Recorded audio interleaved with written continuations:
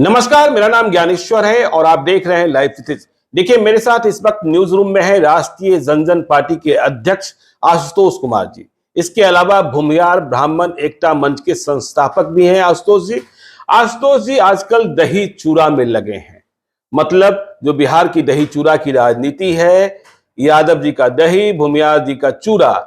लेकिन इस बीच बिहार में जातीय जनगणना शुरू हो गई है। मतलब जात गिनिए, जात पूछिए। सरकार जात पूछ रही है और सियासत भी चल रही है। कई लोग कह रहे हैं जात क्यों पूछते हो, पूछना है तो नेशनलिटी पूछो, भारतीय होना पूछो, और अधिक पूछना है तो हिंदू मुस्लिम पूछो। तो आशुतोष जी, सबसे ज्यादा भूमिहार जाति में ही यह सवाल उठ रहा है, हम जाति बताएं कि न बताएं? क्या किधर आप खड़े हैं? जातिगत जनगणना के पक्ष में है, खिलाफ में है? सर, सबसे पहले तो आपको और आपके लाइव सिटीज की पूरी टीम को जी और आपके लाखों करोड़ों दर्शकों को हमारा नमस्कार है। अभी जो आपने सवाल किया जाति जनगणना से संबंधित, तो देखिए, सबसे पहले थोड़ा यदि पीछे जाएं तो जाति जनगणना एक बार 1881 में किया गया, जिसका आधार था शिक्षा, रोजगार और मातृभाषा। उसके बाद दूसरा बार 1931 में किया गया। तब झारखंड, बिहार और उड़ीसा एक साथ में था। अभी फिर से जाति जनगणना की जा रही है, उसकी बात की जा रही है, शुरुआत कर दी गई।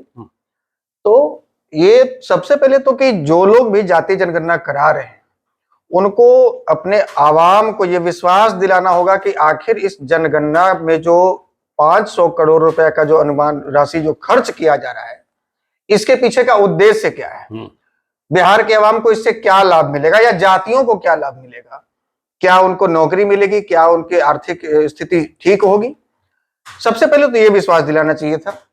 खैर, इन्होंने जब घोषणा कर दिया और काम भी शुरू कर दिया है, तो भैया जो लोग कह रहे हैं कि हम जाति नहीं बताएंगे, जी, सबसे ज्यादा आप ही की जाति में है, जिस भूमिहार ब्राह्मण एकता मंच को आप चलाते हैं। जी हाँ, तो सबसे पहले तो हम उनसे ये सवाल कर रहे हैं कि आप ये कह रहे हैं कि हम जाति नहीं बताएंगे। जी, हम कहेंगे हम हिंदू हैं, हम कहेंगे हम भारतीय हैं। जी, तो हिंदू हम भी हैं, हिंदू बाकी लोग भी हैं। हाँ, यादव भी हिंदू हैं, कुशवाहा भी हिंदू हैं, कोयरी पासवान भी हिंदू हैं, रविदास भी हिंदू हैं, सब लोग हिंदू हैं। लेकिन सब लोग अपनी अपनी जाति बताएंगे और उसी आधार पर यदि सरकार की माने या जातिगत जो जनगणना कराई जा रही है उसकी जो पीछे जो मंशा है कि भाई जातियों की गिनती हो और उसके आधार पर उनको प्रतिनिधित्व दिया जाए, चाहे वो राजनीतिक हिस्सेदारी दी जाए, चाहे उनको नौकरियों में अवसर दी जाए, चाहे आरक्षण की व्यवस्था की जाए, उनके लिए अलग से कुछ बढ़ाया जाए।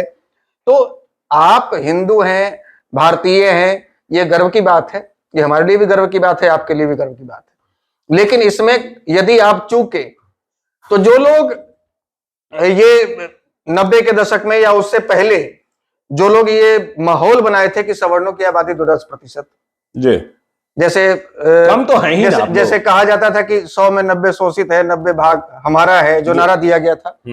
तो एक अनुमान के मुताबिक हमें लगता है कि यदि आप अपनी जाति बताने में सक्षम रह गए या जातिगत जनगणना में आप यदि जो लोग आपके घर के बाहर भी रह रहे हैं नौकरी की तलाश में या रोजगार की तलाश में, जो लोग बाहर रह रहे हैं, कोई सूरत, पंजाब, हरियाणा, दिल्ली, मुंबई में जो लोग रोजगार कर रहे हैं, उनकी भी गणना करवाइए, उनके बारे में भी उनका भी पूरा डिटेल बताइए।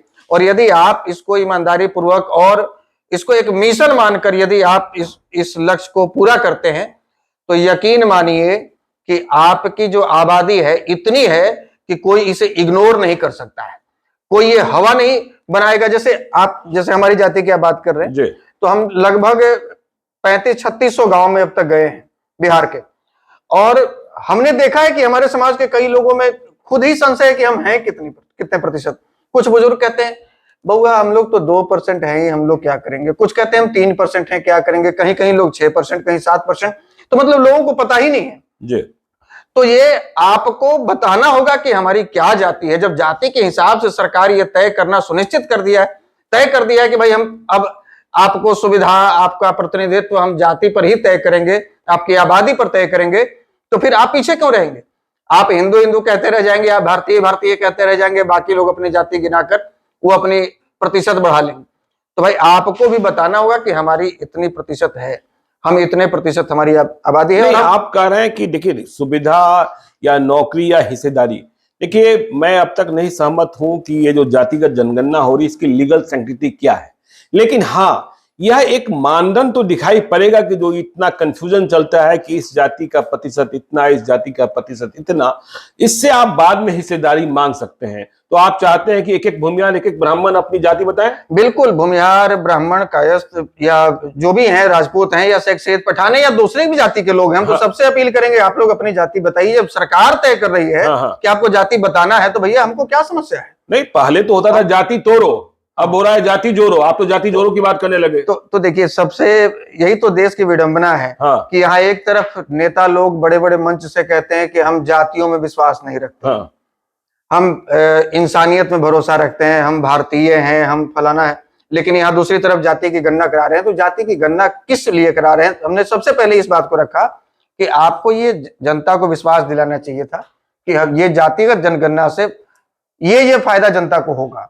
और हम फिर से अपील करेंगे आपके चैनल के माध्यम से, चाहे वो ब्राह्मण समाज के लोग हों, भूमिहार समाज के लोग, आपका कॉलम बना हुआ है, आप अपनी जाति बताइए, आप लिखवाइए और सरकार वो मापदंड तय करेगी कि किसकी कितनी भागीदारी है, किसकी कितनी हिस्सेदारी है। उसके आधार पर आपको प्रतिनिधित्व चाहे राजनीति में दिया जाए, चाहे नौकरियों में दिया जाए, चाहे आपके लिए और से अलग तो ईडब्ल्यूएस तो मिल गया ना आपको? ईडब्ल्यूएस अभी 10% ईडब्ल्यूएस जो मिला है। सबसे पहले तो ये जो मिला है ये झुंझुना है, ये अधूरा मिला है। अच्छा, जैसे सरकारी नौकरियों में SC ST को या OBC को उम्र सीमा में छूट मिलती है, चाहे UPSC हो, BPSC हो, रेलवे हो या दूसरे प्रतियोगी परीक्षाओं में भी, लेकिन EWS वालों को उम्र सीमा में छूट नहीं मिलती है। गरीबी आपने पैमाना रखा है कि जो गरीब सवर्ण है उनको 10% आरक्षण दिया जा रहा है, तो फिर गरीब है तो फिर उसके लिए फिर रिलैक्सेशन भी होना चाहिए। अच्छा, परीक्षा शुल्क में भी छूट होनी चाहिए, उम्र में भी छूट होनी चाहिए। हाँ, तो आप एक भेदभाव वाले कैटेगरी में डालकर भी भेदभाव कर रहे हैं। नहीं, कहा यह जाता है बिहार के बारे में कि जो सवर्ण जातियां हैं और पिछड़ों और अति पिछड़ों की यह बात शिकायत भी रहती है कि उन्हें तो पहले से ही बहुत मिल गया, बहुत कुछ है भूमिहारों के पास, ब्राह्मणों के पास, सब कुछ वही रखेंगे क्या? देखिए सर, एक सवर्ण आयोग का रिपोर्ट आया 2016 में, हम उसकी चर्चा करेंगे। उसमें बताया गया कि जो सवर्ण समाज के लोग हैं जो गांव में रह रहे हैं, औसतन मतलब भूमिहार समाज की खास करके उसमें चर्चा की गई है जाति नाम लिखकर, कि औसत भूमिहार परिवार 1,03,000 कर्जे में डूबा हुआ है। बिहार में भूमिहार परिवार 1,03,000 रुपए कर्जे में डूबा हुआ है। ये सवर्ण आयोग का रिपोर्ट है 2016 का। अच्छा। ये मैं नहीं कर रहा हूँ, ये सवर्ण आयोग ने, और रिपोर्ट पहले की है। ये अभी और बढ़ा है। अच्छा, ये स्टडी रिपोर्ट पहले की है, ये और बढ़ा है अभी। मतलब बिहार के भूमिहार इतने कंगाल हो गए, इतने गरीब हो गए कि कर्जा में डूब। औसतन भूमिहार परिवार 1,03,000 रुपया कर्जा में है। अच्छा, अब ये बताइए कि जो लोग ये कह रहे हैं कि आपको तो सब कुछ, ये संवैधानिक रूप से मान रहे हैं कि जो इस परिवार में पैदा ले लिया वो जमींदार है, तो फिर सर्वे करवा लिया जाए विगत 40 वर्षों में जिस भूमिहार को भूमि से सबसे ज्यादा प्रेम था, उसके पहचान में, उसके नाम में भूमि है, ये सर्वे करवा लिया जाए बिहार में कि सबसे अधिक जमीनें किस जाति ने बेची। और आखिरी विकल्प जब बचता है, जैसे महिलाओं को जेवर प्यारा होता है, गहना, वो कोई विकल्प नहीं बचता तो वो जेवर बेचती है, चाहे वो बेटी की शादी के लिए, चाहे बेटे की पढ़ाई के लिए। और भूमिहारों के पास जब कोई विकल्प नहीं बचता तो जमीन बेचता है। तो ठीक है, आप बच्चों को पढ़ाने के लिए जमीन बेच रहे हैं, लेकिन बदले में कमाई भी तो आ रही है। तो अब ये समझिए कि जमीन जब बेच रहे हैं तो इसका मतलब कि हमारे पास कोई और सोर्स नहीं है कमाने का। और इससे बड़ा उदाहरण क्या हो सकता है कि आप दिल्ली, पंजाब, हरियाणा, मुंबई आप जाएंगे तो चाहे वो सिक्योरिटी गार्ड के ऑफिस, सिक्योरिटी ऑफिस में देख लें, चाहे पेट्रोल पंप पे नोजलमैन का काम देख ले, या रिक्शा चालक, टेम्पो चालक देख ले, तो ये तमाम लोग यही मिलेंगे, शर्मा, सिंह, तिवारी, मिश्रा, शुक्ला, ये तमाम यही टाइटल वाले लोग मिल जाएंगे। तो आप समझ लीजिए हमारी स्थिति क्या है। और लोग आज भी मान रहे हैं कि हम जमींदार हैं। ये तो विडंबना, मतलब भूमिहार जमींदार नहीं रहे। जमींदार तो कभी थे ही नहीं। अच्छा, जमींदार तो गिने चुने लोग थे। जमींदार तो मुसलमान भी थे, तेवर तो जमींदार का ही है। जमींदार तो मुसलमान भी थे, जमींदार दरभंगा नरेश ब्राह्मण भी थे, जमींदार राजपूत भी थे, जमींदार कायस्थ भी थे, जमींदार भूमिहार भी थे, जमींदार पटना के आप नौबतपुर क्षेत्र में चले जाएंगे तो वहां कुर्मी लोग भी हैं। लेकिन हम किसान थे, लेकिन आज किसान कहलाने के लायक भी नहीं बचे हैं। हमारी 90% लगभग आबादी मजदूर की श्रेणी में आ गई। लेकिन भूमिहार के लड़के कहते हैं हम एक्स्ट्रा मॉडर्न हो गए, कहां जाति गिनवाएंगे, जाति क्यों गिनवाएंगे? तो ये एक्स्ट्रा मॉडर्न बनने के चक्कर में, ये हिंदुत्व का सर्टिफिकेट लेने के चक्कर में ये अपनी सारी सुविधाओं से वंचित हो जाएंगे। इसलिए हम बार बार अपील करते हैं, आप हिंदू हैं, हिंदू होने पर गर्व कीजिए। आप भारतीय होने पर गर्व कीजिए, लेकिन सरकार ने जब तय किया है कि आपको जाति बतानी है और आगे इसी हिसाब से, इसी आधार पर आपकी सुविधाएं तय की जाएंगी, तो आप उसमें जाति जरूर बताइए जब जातिगत जनगणना हो रही हो। तो आपको इस बात के लिए हम हाथ जोड़कर आपके तमाम दर्शकों की अपील कर रहे हैं कि सरकार जब तय कर रखी है कि हम जाति के आधार पर ही आगे योजना लागू करेंगे, तो आपको जाति बतानी है और जाति का कॉलम भरवाना है कि हम फलाने जाति से हैं। चलिए, तो देखिए आशुतोष कुमार जी क्या कह रहे थे, राष्ट्रीय जनगणना पार्टी के अध्यक्ष और भूमिहार ब्राह्मण एकता मंच के संस्थापक, कि एक एक करके नाम लिखवाओ, नहीं तो चूक जाओगे। देखते रहिए लाइव सिटीज को। यदि अब तक आपने हमारे यूट्यूब चैनल लाइव सिटीज को सब्सक्राइब नहीं किया है तो जरूर कर लीजिएगा, और यदि इस वीडियो को फेसबुक पेज के माध्यम से देखें तो पेज को लाइक कीजिएगा, ट्विटर पर भी हमें फॉलो कीजिए। धन्यवाद।